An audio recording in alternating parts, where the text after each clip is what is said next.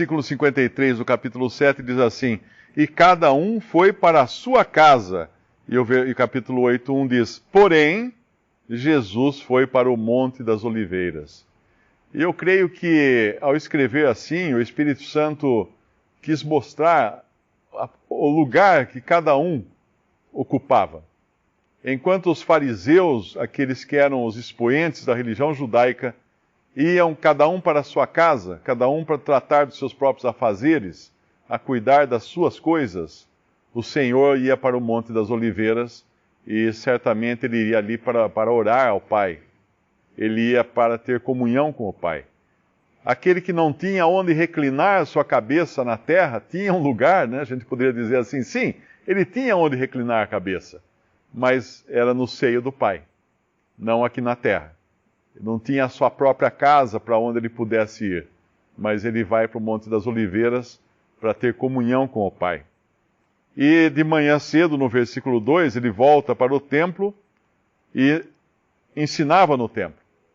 E agora nós vemos uma cena aqui que revela muito do que existe no coração do homem.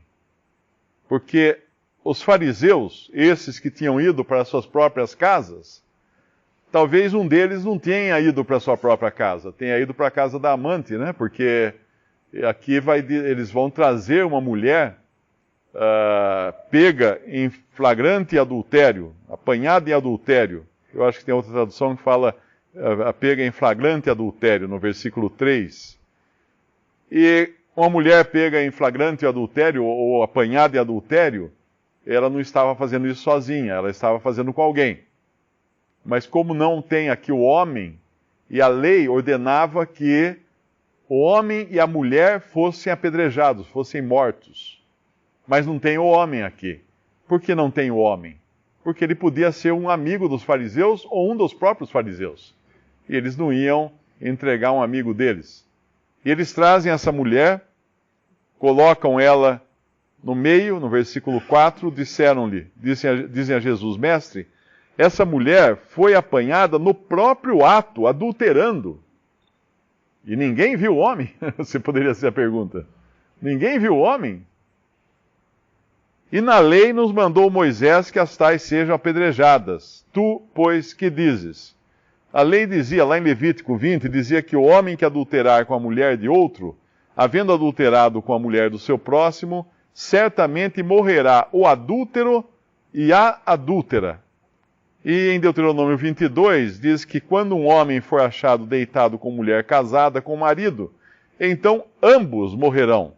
O homem que se deitou com a mulher e a mulher assim tirarás o mal de Israel. Agora, eles trazem isso aqui para tentar o Senhor Jesus e claramente para prová-lo, porque eles querem colocá-lo numa sinuca, eles querem colocá-lo numa situação difícil para ele sair. Por que isso? Porque a lei judaica mandava apedrejar os que eram pegos em adultério. Porém, eles estavam debaixo da lei romana, que proibia os judeus de executarem a pena de morte. Por isso que no final eles vão ter que entregar o Senhor Jesus para os sacerdotes vão ter que entregá-lo às autoridades seculares, para que ele fosse morto, porque os sacerdotes não poderiam executá-lo, estariam errando se executassem, estariam indo contra a lei dos romanos. E aqui então, se o Senhor falasse que a mulher devia ser apedrejada, ele iria contra a lei dos romanos. Se ele falasse que ela não devia ser apedrejada, ele iria contra a lei de Deus, que ele próprio escreveu no Antigo Testamento. E é interessante que esse Jesus escritor, esse Jeová escritor, cujo dedo escreveu a lei no Antigo Testamento, era no Monte Horebe, se não me engano, não é? Ele escreveu a lei no Antigo Testamento, aqui vai aparecer uma segunda obra dele escrita. A lei ficou gravada em tábuas de pedra. E essa outra vez em que o Senhor aparece escrevendo alguma coisa, é aqui nesse capítulo. Mas ele não está escrevendo agora em tábua de pedras, ele está escrevendo na areia, no chão, no pó do chão. Alguém uma vez perguntou até, porque aqui ele escrevia na terra, no versículo 8. Alguém uma vez me perguntou, mas ele não estava no templo? O templo não tinha um pavimento de pedras, não tinha um piso? Eu acredito que tivesse sim um piso, mas naquele tempo não tinha aspirador de pó.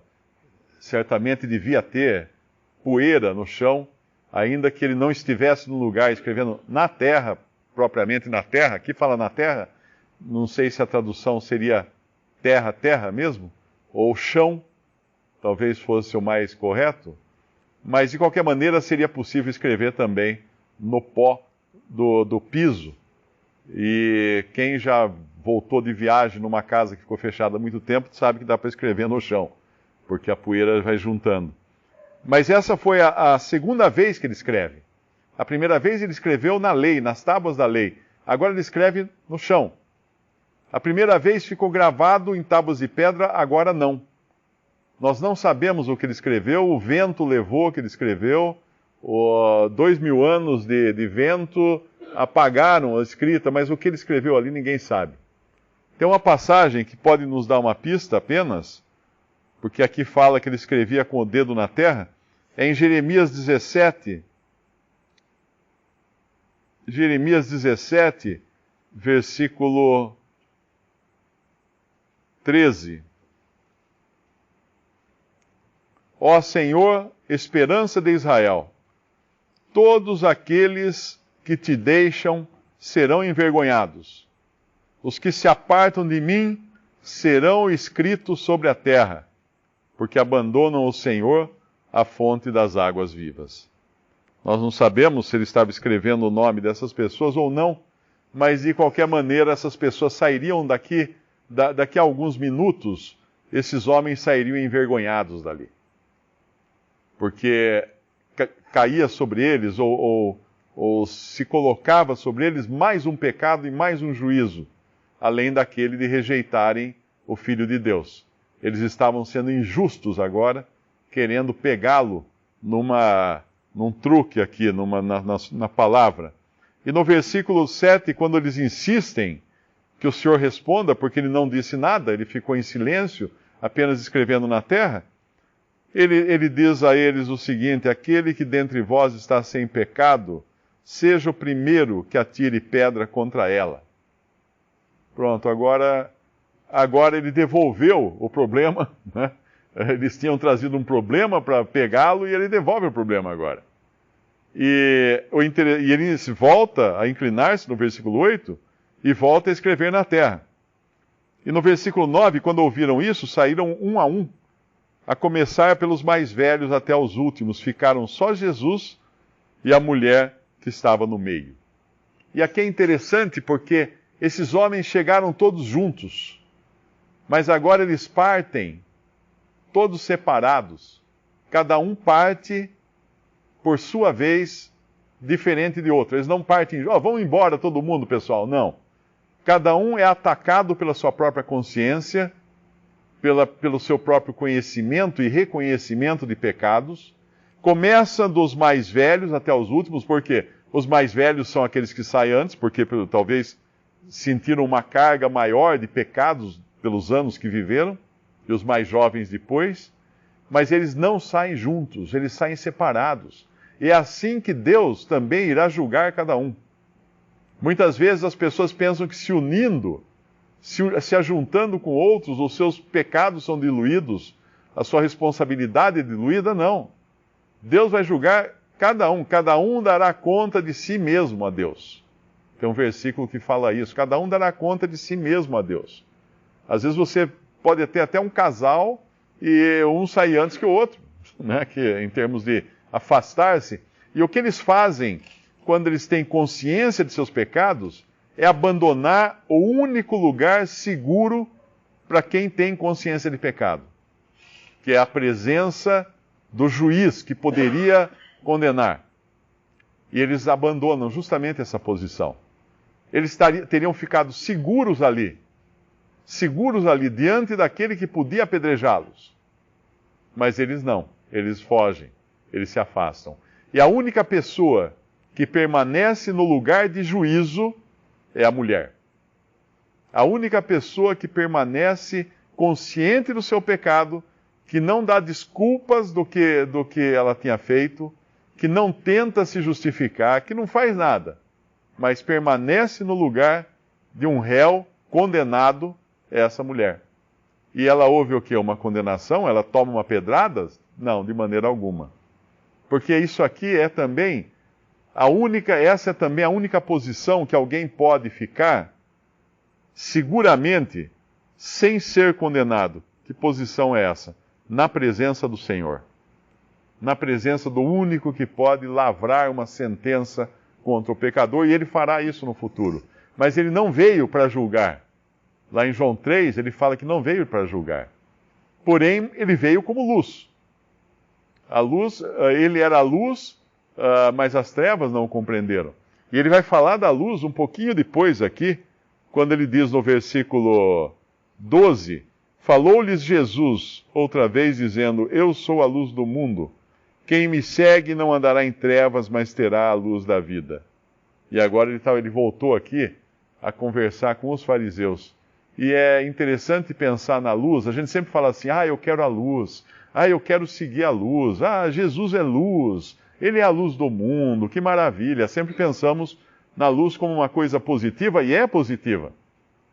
E é positiva para aqueles que querem permanecer na luz. Ainda que com os seus pecados. Porque aqueles que odeiam a luz não querem ficar perto da luz.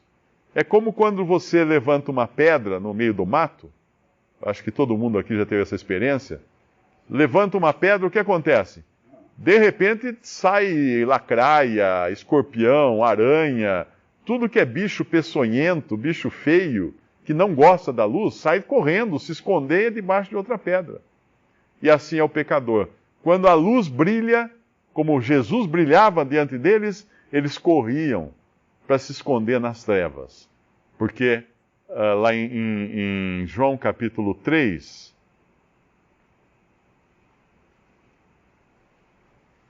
em João capítulo 3, versículo 19, diz assim, e a condenação é esta, que a luz veio ao mundo, e os homens amaram mais as trevas do que a luz, porque as suas obras eram más. Porque todo aquele que faz o mal aborrece a luz, e não vem para a luz, para que as suas obras não sejam reprovadas. Mas quem pratica a verdade vem para a luz, a fim de que as suas obras sejam manifestas, porque são feitas em Deus. E o interessante é que nessa passagem nós temos duas categorias de pessoas. Uma que é a mulher patentemente pecadora, né, conscientemente pecadora, que deveria fugir da luz, mas permanece na luz. E os outros que fogem da luz. E o Senhor, Paulo, lá em Efésios capítulo 5, ele vai falar mais um pouco sobre isso, capítulo 5 de Efésios, versículo 11. E não comuniqueis com as obras infrutuosas das trevas, mas antes condenai-as, porque o que eles fazem em oculto, até dizê-lo é torpe. Mas todas essas coisas se manifestam sendo condenadas pela luz, porque a luz a tudo manifesta. A luz a tudo manifesta. E aqui a luz manifestou o pecado, claro, da mulher já estava manifestado, mas daqueles fariseus foram manifestados aqui.